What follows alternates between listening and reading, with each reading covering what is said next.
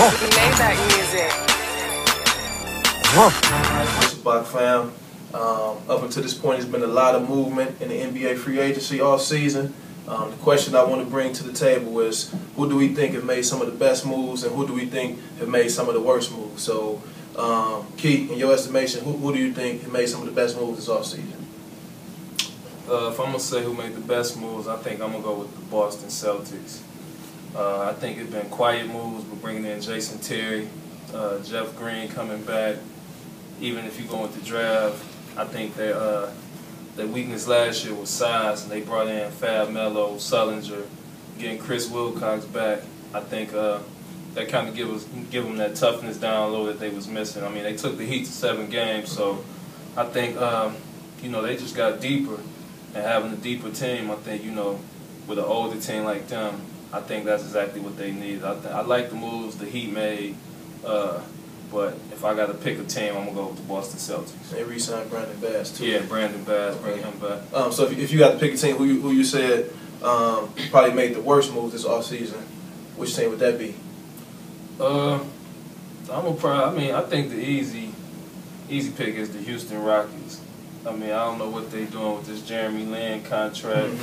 I think, I'm not on the Jeremy Lin bandwagon, and for them to give him a three-year deal, $25 million guaranteed, I think that's a bad move. And they basically gutting their team out in hopes of getting Dwight Howard with no guarantee that he even going to re-sign with them. I don't think that's smart. I think a lot of people getting overpaid. Brook Lopez, Roy Hibbert. I think them questionable contracts, because I think a max deal player should be a top tier, top 5, top 10 player on your team. So I think they, throwing out a lot of money, but I think what Houston doing right now, I don't think make a lot of sense. Okay, Terry, what you think? What you think made some of the best moves, some of the worst moves this offseason? I would say this year, best moves I would say unquestionably Miami made the best moves in the offseason. 1A would be the Lakers with picking up Steve Nash. That gave Kobe some life and some breathing room to not have to control so much. But with Miami adding Ray Allen and as well Rashard Lewis, you can't double team nobody. I think that was the best move. Worst moves, I gotta say Orlando, because they just devalued Dwight Howard. They can't get anything out of him now because they try to get too much. So teams aren't just biting because they know they have to deal. And the other teams had a card in their pocket now, not Dwight Howard or Orlando. They blew that up. But I think that's some of the best and worst moves this year. All right, Woods, what you got for us? I think Miami, just because they didn't give up anything, but they got something. On a championship team, they didn't have to give up anything to add a Hall of Famer and a pretty good big man that can shoot. They didn't have to give up anything to get that. So I think they did the most by actually doing the least, if that makes sense. They added a lot. Usually when teams make big pickups like that, they usually have to get rid of a few people that they really need. But I think they stayed put. I think they'll be in the hunt.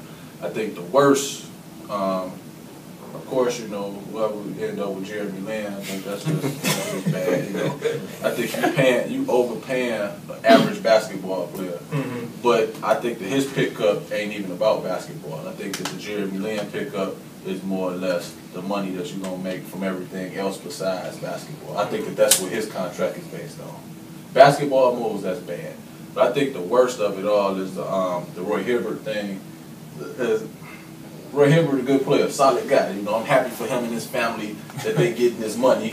No doubt about it. I'm always happy when we get this money. But at the same time, from a basketball standpoint, if you running a basketball team, he is not a guy that you're gonna wrap all this money into. So that means now, what you're saying is he has to be one of your top 3 players on your team. But the Pacers was put in a tough spot because he signed offer sheet with Portland. But who do you fill that void with on the Pacers roster? I say before you pay Roy Hibbert $15 million a year, when you look at his overall production from a number standpoint, you can fill that void for less than half of what you're paying Roy Hibbert. Roy Hibbert is not a game-changing center in the league.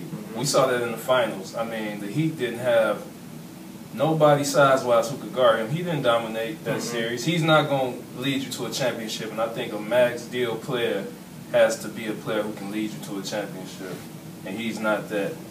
I would say Right. he got lucky by having this year be his contract year, because I think we needed one more year to see if he will eventually evolve into that player, because I think he got some potential, but Yeah, I'm not sure. He got potential to be getting paid. Possibly, but I- because of his size, I possibly. agree that he got potential, but I Possibly. don't think he got max deal potential. I mean, I think Because of size. But though, big possibly. men are getting overpaid. You know, been getting overpaid for the Oh, last couple of they don't- years. They don't make it Hey, right. that don't make it right. That don't mean They don't, but I you mean, got- he you has got to some keep chips what in you his got on pocket. your team. No, but Yeah. if you the Pacers, you let Portland overpay him. But then who do you have as your But then center? you can't draft- start. You You drafted draft the center. Plumlee. You brought in Ian Mahimi, and realistically, He's not nowhere near a franchise player. though. okay, are the Pacers gonna win the championship this year with Roy Hibbert making a max deal? No. They go from I being. mean, but you can't look at it like They go that from because being you the say top three. realistically, it's probably 3 teams that got a chance to win the championship. They go from being the So top I'ma 3 say- seed I'ma to say- being the I'ma 8 say- seed. I'ma say- I don't think they'll win. Okay, I'm gonna say my max money to try to get a player who can. It might be 2-3 years down the road, but I'm not gonna be locked into this contract with Roy Hibbert when I know, I mean, he's not gonna take me to a championship.